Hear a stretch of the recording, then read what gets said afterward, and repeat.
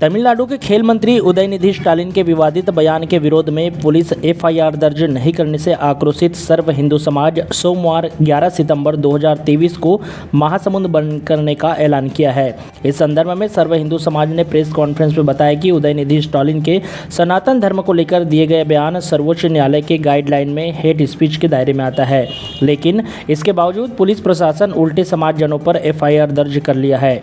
जबकि मंत्री के ऐसे विवादित बयान पर एफआईआर दर्ज नहीं करने से समाज आक्रोशित है, जिसको लेकर सोमवार को महासमुंद जिला बंद करने का निर्णय लिया है।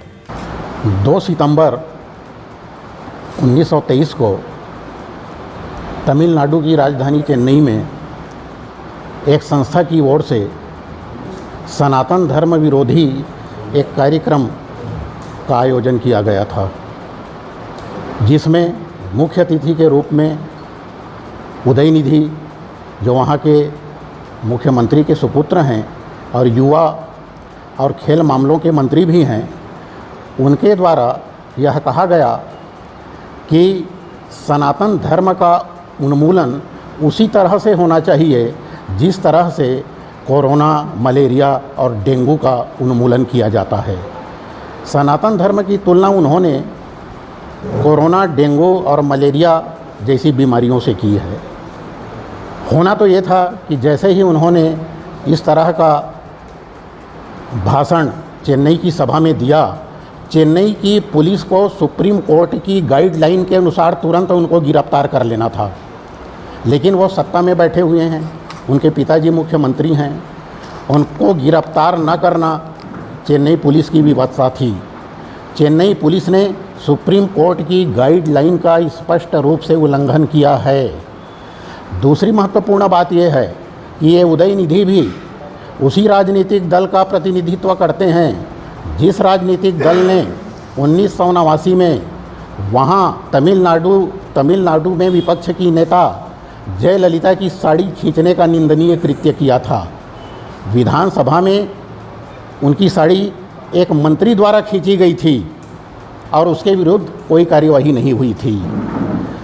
जब तमिलनाडु पुलिस के द्वारा कोई कार्यवाही नहीं की गई और जब हम लोगों ने देखा कि छत्तीसगढ़ का पूरा हिंदू समाज उसके इस निंदनीय कृत्य से आहत है, उनके द्वारा एक ऐसा घृणित कृत्य किया गया है जो समाज में अशांति उत्पन्न कर देता है, उनका कृत्य राष्ट्र की अखंडता में बाधक था, तब हम लोगों ने यहाँ एक मीटिंग की और 4 तारीख को हम एफआईआर दर्ज कराने महासमुंद पुलिस थाना में गए थे।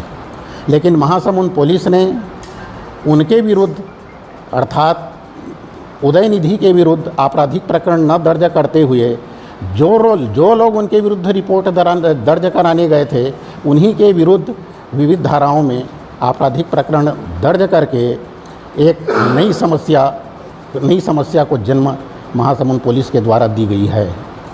इस संबंध में एसपी साहब से भी हम लोगों ने अनुरोध किया कि उनके कृत्य को देखते हुए, उदयनिधि के अपराध को देखते हुए उनके विरुद्ध तत्काल आपराधिक प्रकरण दर्ज किया जाए।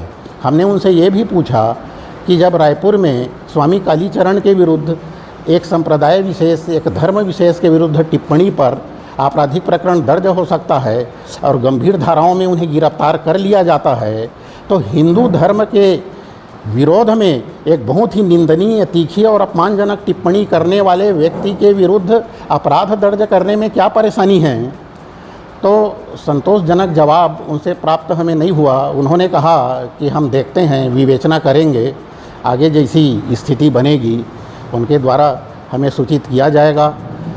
हम लोगों ने फिर से मीटिंग की थी। 5 तारीख और 6 तारीख को हमारी बैठक हुई और हमने ये निर्णय लिया कि यदि महासमुंद पुलिस द्वारा उदयनिधि के विरुद्ध आपराधिक प्रकरण दर्ज नहीं किया जाता तो सोमवार अर्थात 11 सितंबर को हम लोगों के द्वारा महासमुंद नगर बंद का आह्वान किया जाएगा। हमारी कोशिश ये भी रहेगी कि महासमुंद जिले के अन्य स्थानों पर भी बंद का आयोजन किया जाए, क्योंकि शासन को निद्रा से जगाने के लिए यही एकमात्र विकल्प हमारे पास था।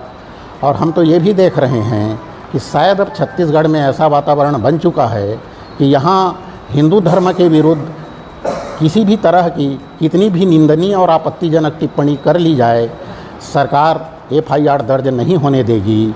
जबकि अगर हिंदू धर्म का प्रतिनिधि किसी अन्य धर्म के विरुद्ध अगर कोई भी टिप्पणी करेगा तो तत्काल उसके विरुद्ध कार्यवाही कर ली जाएगी। हो सकता है सरकार की सोच शायद यहाँ ये हो कि हम उदयनिधि के विरुद्ध कार्यवाही नहीं करेंगे, उनका विरोध नहीं करेंगे। जिन लोगों को हमसे दूरी बनाना है तो दूरी बना सकते हैं। तो जब सरकार की सोच ऐसी है तो सरकार से कितनी निकटता रखी जाए, सरकार से हम लोगों को दूरी बनानी है या नहीं, इस पर भी सर्व हिंदू समाज और समस्त हिंदू संगठन गंभीरता से विचार करेंगे। हम ये अगर हमारी मांग पूरी नहीं हुई तो हम अपने आंदोलन का और भी विस्तार करेंगे।